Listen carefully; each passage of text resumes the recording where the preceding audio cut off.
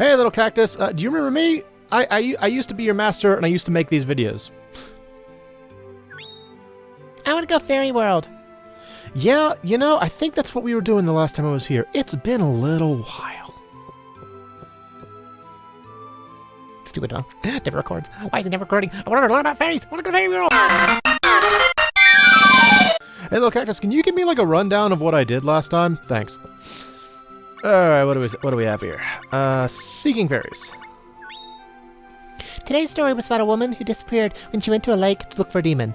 I say she should have been catching fish instead of any demons. Yeah, you know, that's fair. Hello, everyone. I am the MoeChicken, and welcome back to more Legend of Mana. It has been months. I'm so sorry if you like this series. I like this game, but for whatever reason, I just have not been recording it. So we're back. Hooray.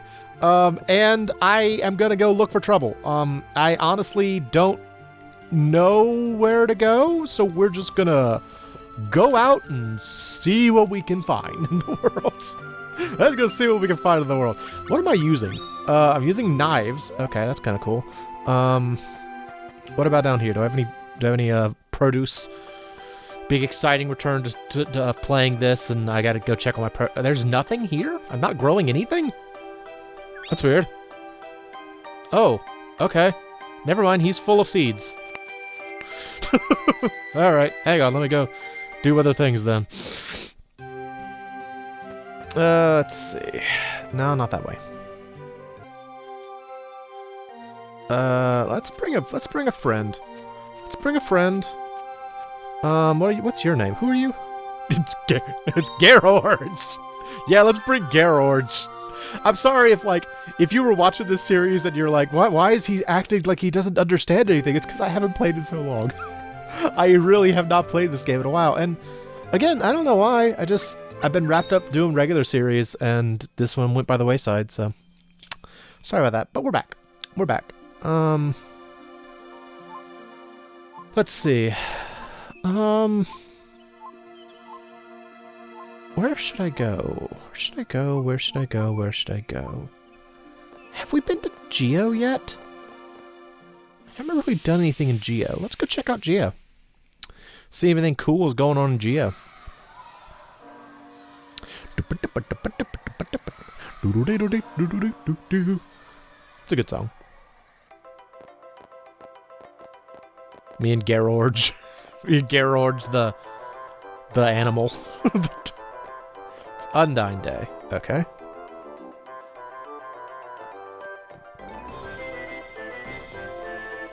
Hello. I also don't remember what anyone's voices were, unfortunately. Hang on, I gotta check something. I gotta make sure we did... Let's see. Siren Song. School Amour. Okay. So I already did this one.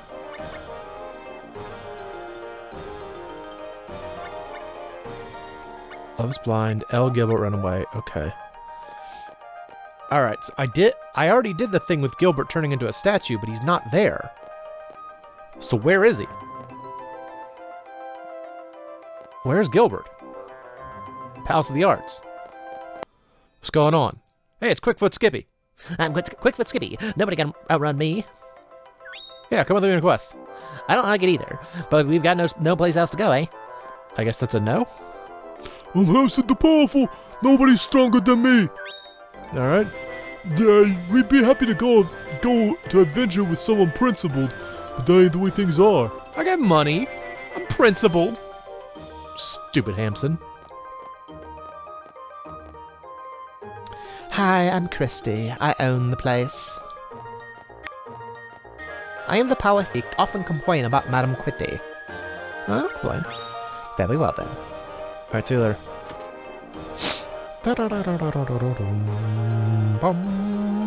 Oh, there's Gilbert. Hey, Gilbert, what are you doing down here? Monique, my true love, I came to a town you know not, fell in love with a woman, and sang a song you know not. I have become a person you know not. A rabbit-eared merchant came and sold me to a woman for wealth. Now here I am in a dark, cold warehouse. Sadness envelops me, but I cannot cry, for I have become a stone. All I do now is reminisce about our childhood. We fought each other so often, but the time we shared together was full of joy and laughter. I wish to sing you a love song once again, Monique. Oh, Gilbert! Resume for love. Also, how did I hear any... You're a statue. How did I hear any of that? George, did you hear that? He was talking to me. Alright, well, anyway. Well, I guess let's go ask about him. Hey, do you guys know there's a statue of a centaur in your basement? We have acquired this horse statue, but we still have no takers. Maybe I should try a new sales pitch, like, helps prevent collapsing wolves. Oh yeah? Okay. Sure. Good sales pitch. Helps prevent collapsing roofs. Yep. Sure. Alright. So, this quest is a little obtuse. I think it's probably a quest you're supposed to do, like, over time rather than all at once. Because it just kind of requires you to do strange things. So the first thing we have to do is go to the Ulcan Mines. Because that there is a market for a horse statue that helps prevent collapsing roofs. Which means Pokiehl's here. Shoot. Oh, this is gonna get in the way, though. Shoot!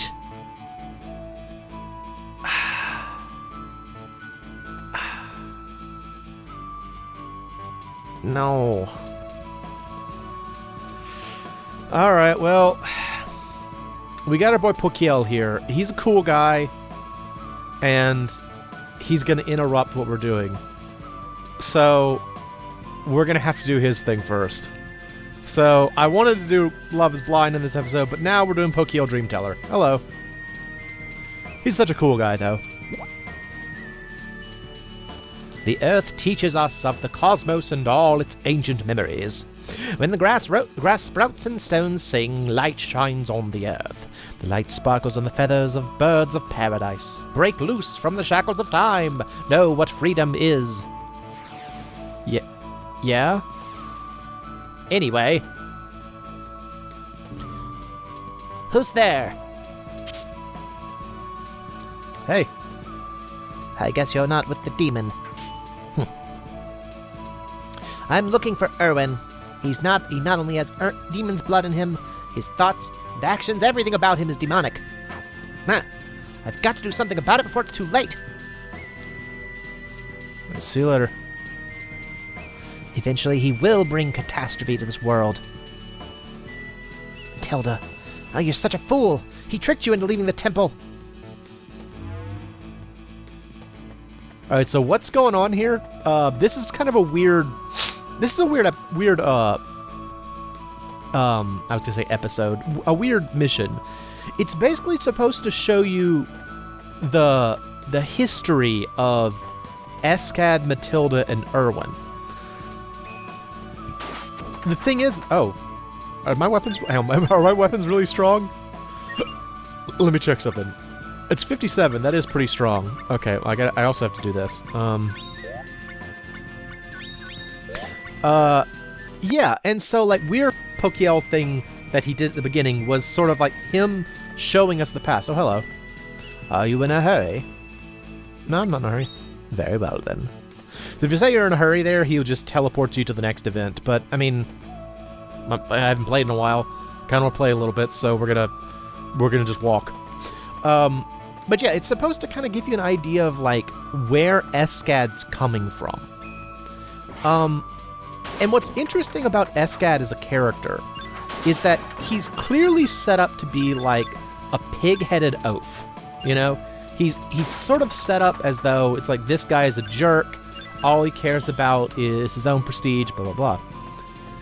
But it doesn't change the fact that he's also right. Like, in all of the things he's saying about Escad, or all the things he says about Irwin are true. Irwin is a demon. Irwin does want to destroy the world, and Irwin will bring catastrophe. So, outside of this idea that Irwin and Matilda are in love, everything Escad is saying is true. Like, if he wants the world to go on and be safe, he actually does need to be doing what he's doing. It's kind of a strange thing, because like when I was a kid, I really hated Irwin. I get Irwin and Escad's names mixed up. I really hated Escad because I'm like, this guy's such a douchebag. I hate this dude. It wasn't until I was older that I realized that like it's an example of I guess you'd call him a pseudo-villain. Kind of like if you've ever seen Beauty and the Beast. The villain in Beauty and the Beast is Gaston. And for all intents and purposes, aside from being prideful, Gaston really isn't a villain per se. Like he exudes a lot of things that are traditionally coded as like heroic. He's strong, he's confident, he's capable, he believes in himself, the people love him, so forth and so on. In another story, he would have been the hero. But in Beauty and the Beast, they kind of show that, like, he has flaws. Something's going on. This way. I can't breathe. I see gas spewing out here. It must be tough for you and Escad. I'm dying. I wonder if the mine entrance is still holding up. I don't know. Let's rest a little before we go further. I will admit, I kind of like young Irwin, where he's like a little kid with a beard. It's a very odd look. All right, see you later, guys. So there's gas spewing out here. We're currently dying, me and George, but it's fine. So like in Beauty and the Beast, they by presenting this scenario wherein the big scary monster that everyone assumes will destroy the countryside is actually like the good guy, they show off how a quote-unquote hero can have flaws, like, too much pride, becoming used to the idea that like they always win, and so they don't know how to handle defeat, stuff like that. Like, it's an interesting situation where you have like a hero villain, a pseudo villain, and I feel like that's kind of the same thing with Escad. Like Escad, for all intents and purposes, he's like a holy knight. Like he comes from a long family of knights. He fights for righteousness. He fights for justice. Like he wants to save the world from an entity that he has completely recognized is trying to destroy the world. In like most other games, he'd be like the hero. But in this game, they're sort of like, well, what if the demon was the good guy, though? And let me admit that. It's not so much that Irwin's a good guy, because he's not. He just happens to be in love with someone. And that justifies his wanting to destroy the world, I guess. I don't know. So Escad's kind of an odd duck. I've always found him to be kind of I think that's the wrong way. I've always found him to be kind of an odd character, but he's also pretty easy to hate, though. That's another thing, is that he is stubborn, he is pig-headed, he refuses to listen to what other people have to say. Like, he's got a lot of negative traits, it's just that he also happens to be right. He happens to be correct that Irwin does want to destroy the world for selfish reasons. So, I don't know. I find it interesting. I think it's an interesting twist to kind of put into this story. But we'll see more. Once I figure out where I'm supposed to be going. Is it down here? I thought it was pretty straightforward, but maybe not. Like, I think you're just basically supposed to keep going down into the depths of of the mine. Because there are certain pathways that are closed off before you reach this mission. And so as long as you're kind of relatively familiar with the Oaken Mines, you can pretty much figure out where you're supposed to be going.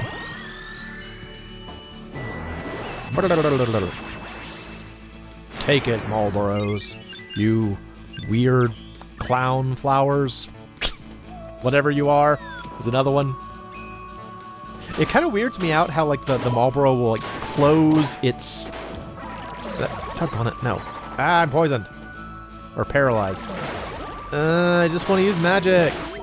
Let me go over here. Let me go over here and use magic. Burn, all of you. It is really exciting to be playing this game again, by the way. I missed it. Like, I missed it, but I kept telling myself that, like, if I wanted to play it, I needed to play it on camera. Well, on recording.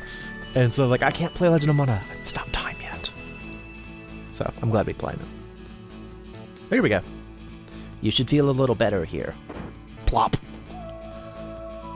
I wonder why Escad hates you so much. Just because you're a demon. Whoa. What happened? I hope that wasn't the entrance. That was the mine entrance. I guess it was just too old. This was really fun at the beginning. It was the first time I ever left the temple by my own will. But I can't take it anymore. It's frightening me. You're protected by the spirits that also protected your ancestors. Even if I die here, you will survive. I won't become the priestess because priestesses aren't allowed to be friends with demons. I'm not your friend. I just want to eat you up like all demons do. You're lying. I want to go to the underworld. What? I've never understood that. Is that like her just saying, like, I want to die? Adults are always telling us what to do. I don't like this darkness. Summon your spirit. It will tell us how to save ourselves.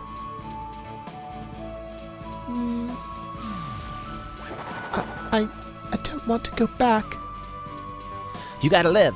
If you hate this world so much, I will destroy it. We should have the freedom to use our power in any way we want. Rah! Ixe hos velus ea aquae kin. Your powers are mine now, spirit. Matilda! You demon! What did you do to Matilda? Ah! So, again, right there, you can see what happened. Like...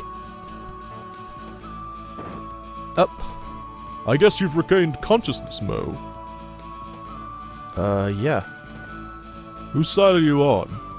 Are you with me, fighting for justice? Or with Dana, aiding demons, making mankind your enemy? I can't decide yet. So be it. Accept the path you have chosen. Oh, we're fighting now. Okay.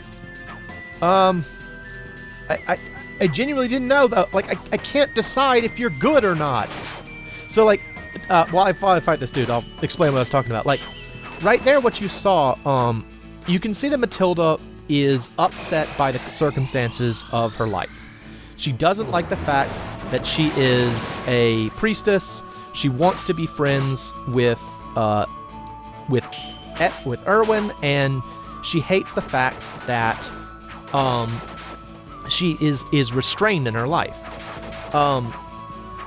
And so what Irwin does is he basically steals her power, literally.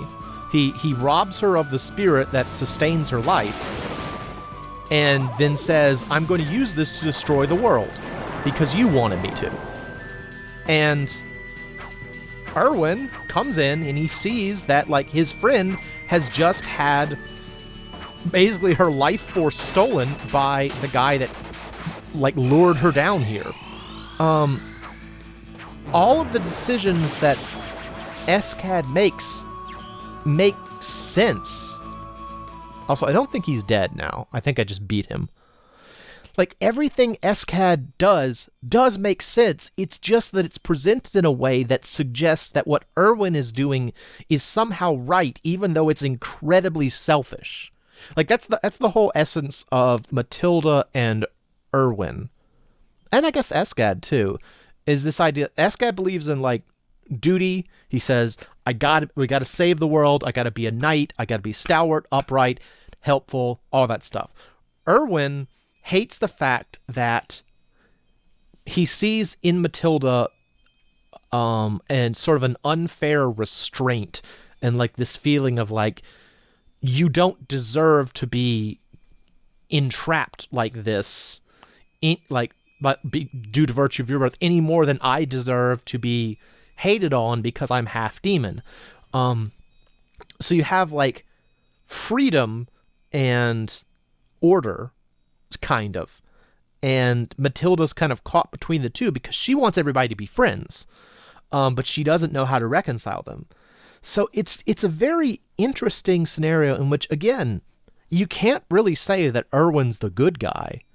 He is trying to destroy the world. He does want to kill everyone, and he wants to do it specifically because of the person that he stole the life of. Like, he basically stole her life force, and he's like, I'm going to use this to kill you later because I love you. You know, it's such a strange situation. Anyway, well, this wasn't the mission I wanted to do, but in the next episode, we will probably go and take care of Gilbert because poor guy's stuck in a basement. That's a shame. I am the MoeChicken. This has been Legend of Mana, and thank you for stopping by.